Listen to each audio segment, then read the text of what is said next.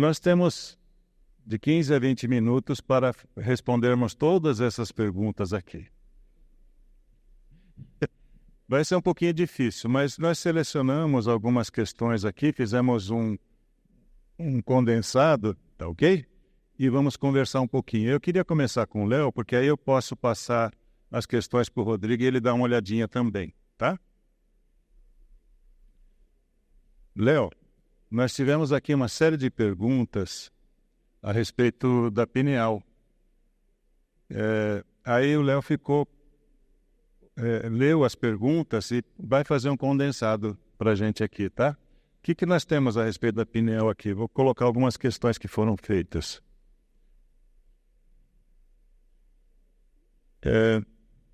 A partir de qual idade é ativada a glândula pineal? Queria saber se a glândula pineal é ativada durante o estado hipnótico e quais seus efeitos. Se a glândula pineal é a ligação de mediunidade, como fica a pessoa que sofre um acidente na parte do cérebro ou um AVC que possa ter atingido a pineal? Então, Léo, o que nós temos a dizer sobre isso? Muito bem. Vocês me ouvem? Muito bem, me ouvem. O conhecimento que eu tenho da glândula pineal é para o estudo dessa aula, é estudando André Luiz. Então eu não tenho conhecimento biológico, por exemplo. Eu não sei se essa parte foi gravada, depois você colocar no YouTube. A gente tem a Fernanda Amaral aqui na federação, que é especialista nesse assunto. Eu estou avisando antes, né, para ela não achar que eu estou brincando.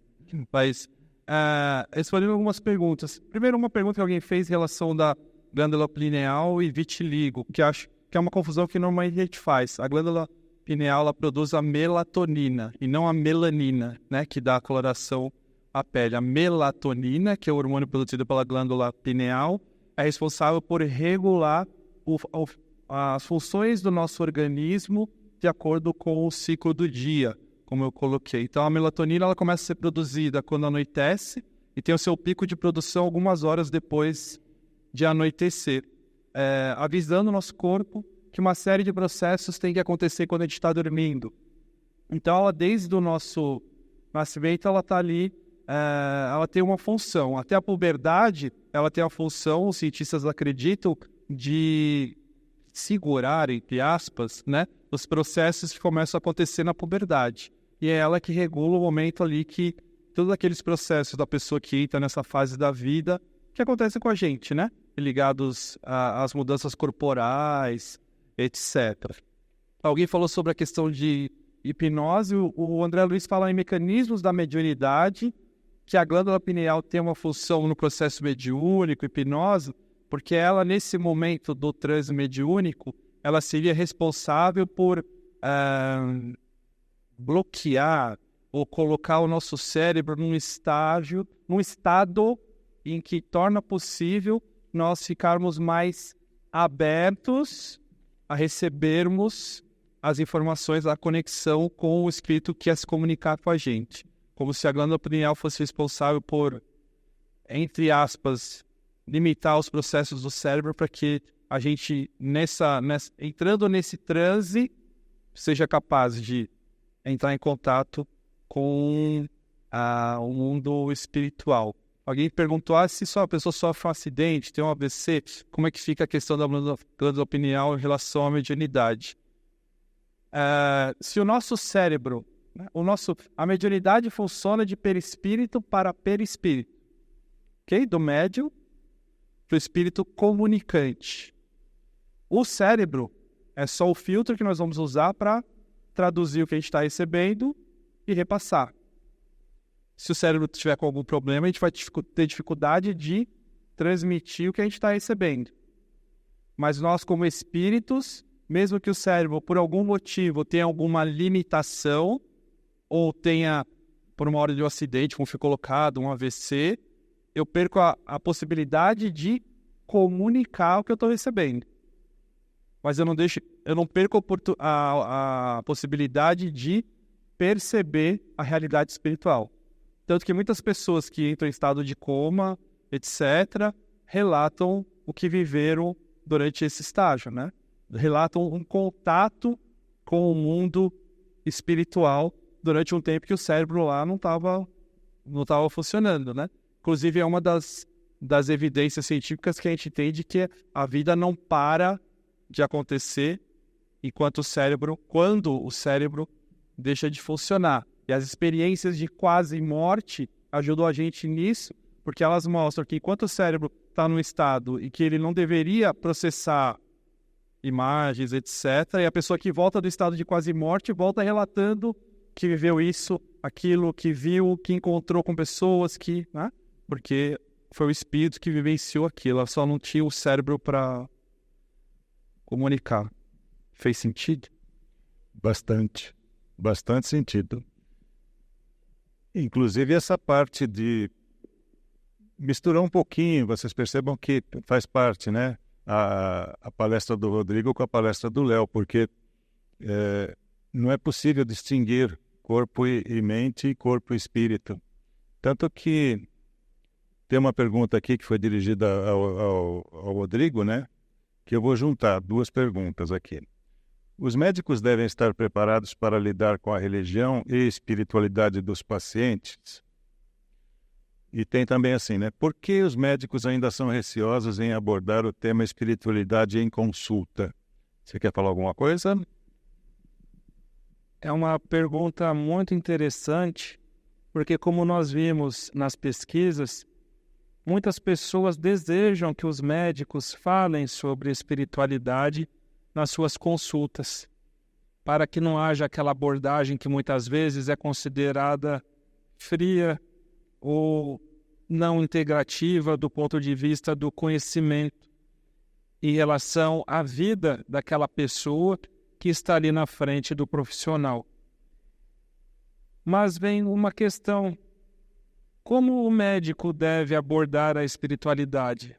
Perguntando qual religião você tem? Muitas vezes isso pode se tornar também invasivo, pode se tornar de uma forma que até afasta o paciente. E aí vem a pergunta: como o médico deve abordar? Já há muitas faculdades que já incluem a matéria espiritualidade nos seus cursos. E é também uma forma de lidar com esses anseios que também fazem parte da profissão do médico. Tem aqueles que acompanham durante muitos anos o seu paciente, já tem uma abertura maior para falar sobre as questões que acometem aquele indivíduo. Mas outros, como numa medicina que muitas vezes hoje é praticada de uma forma em grande escala de atendimentos, onde tem que olhar os exames, tem que olhar o histórico ali das consultas e ainda abordar esse tema. Então, a gente entende que, pelas pesquisas feitas, ainda falta também o treinamento para equipe profissional médica em lidar com esses assuntos em seus consultórios. Mas, como nós vimos, já é um assunto que vem sendo constante em crescimento e mais para frente vai ser talvez até mais comum esse tipo de abordagem nos consultórios. Obrigado, Rodrigo. Há médicos aqui, com certeza, profissionais de saúde aqui, com certeza. Nós sabemos, né, que essas pessoas, elas convivem em um ambiente onde acontecem coisas que elas mesmas não conseguem muitas vezes explicar. E existem pesquisas sobre isso. Nós não tivemos tempo de colocar nas palestras todas as pesquisas com relação a essas experiências de quase morte, a processos mais espiritualistas aplicados realmente dentro de um hospital, mas esses estudos estão sendo feitos com uma frequência muito maior do que nós imaginamos. E alguns resultados estão sendo publicados. Quem sabe mais para frente nós trazemos mais informações a respeito disso. Léo, eu passei uma pergunta para você. Velei, antes, só um complemento que me fugiu à memória agora. Já alguns hospitais aqui em São Paulo, principalmente depois da pandemia, onde no início de cada plantão a equipe se reúne e faz uma corrente de vibração, cada um na sua forma de enxergar o mundo.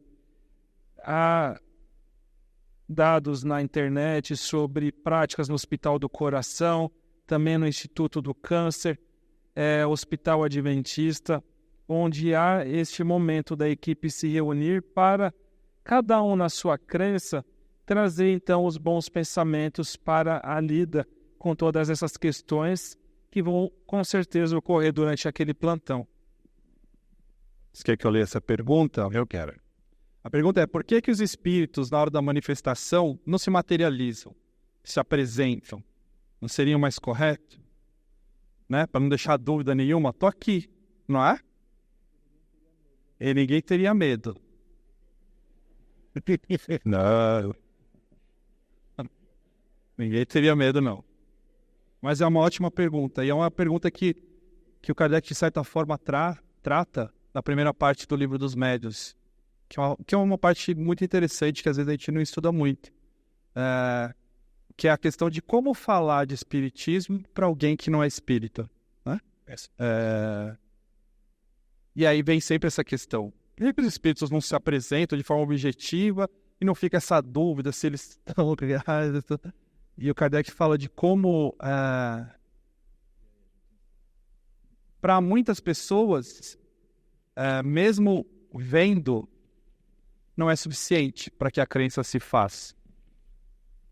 Que o convencimento real acontece pela lógica, pelo raciocínio, pela reflexão. Então, os espíritos se apresentarem de forma objetiva, se materializarem, talvez seria um esforço que não teria tanto resultado positivo assim. Talvez seja um desejo nosso, de espírita, de às vezes ter a nossa dúvida e querer ter uma certeza de 100%, mas não convenceria. Porque tem gente que se... Tem umas... Aqui eu falo que nós podemos ser assim também, né? Às vezes a gente está diante de uma evidência aqui na nossa cara sobre um assunto, mas se aquilo ainda não faz sentido para a gente internamente, a gente não aceita.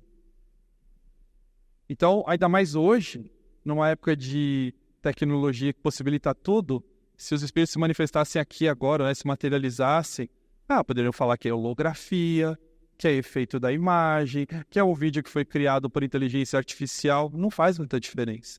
Por isso que o verdadeiro convencimento é do estudo, é da reflexão, é da experiência, a mediunidade. É isso que vai fortalecendo a nossa fé no sentido, né, de que o mundo espiritual é real, de que a comunicação é real, etc.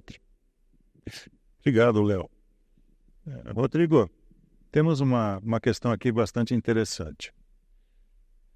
Sou professor para várias idades e vejo principalmente entre os jovens alguns falares que são agnósticos. Com base em toda a evolução das crenças e religiões, é possível que haja algo ainda nesse mundo onde essa geração e as próximas, para a busca de sua espiritualidade, ou seja, pessoas que não estão nem aí com algum tipo de espiritualidade e algum tipo de religião. Tem alguma coisa a comentar? Aqui é importante também fazermos uma colocação no sentido, da mesma forma como muitas vezes nós somos defrontados a maus profissionais, nós também muitas vezes somos colocados diante de pessoas que abusam da fé e da religião alheia. E isso causa um sentimento de distanciamento, pois onde está a espiritualidade naquela religião propagada por alguém que tem desvios de caráter, de conduta? E hoje nós vivemos a época da informação. Muitos jovens têm o acesso à internet, redes sociais, e verificam escândalos que são trazidos. Então é importante nós fazermos essa distinção também, pois ainda vai chegar o tempo que saberemos separar a conduta da pessoa em relação à religião, pois a religião é perfeita em seu aspecto, no que traz para nós em sentido para a vida, em conhecimento, em prática verdadeiramente espiritual. mas hoje muitas vezes se confunde a figura daquele que representa determinada religião em relação à sua própria religião. E os jovens hoje, que bom, são mais questionadores, não aceitam a crença apenas pela forma de imposição. É necessário, como nós vimos, o sentido para a sua vida. Se algo não faz sentido, como ele vai adotar aquela prática? Mas muitos já estão em busca, sim, da experiência espiritual, mesmo que num primeiro momento alheia a uma denominação religiosa. Mas isso também diz respeito à nossa evolução, até o dia, como já dito na obra espírita, a união de todas as crenças sob a bandeira do amor. Palmas para os dois, muito bom.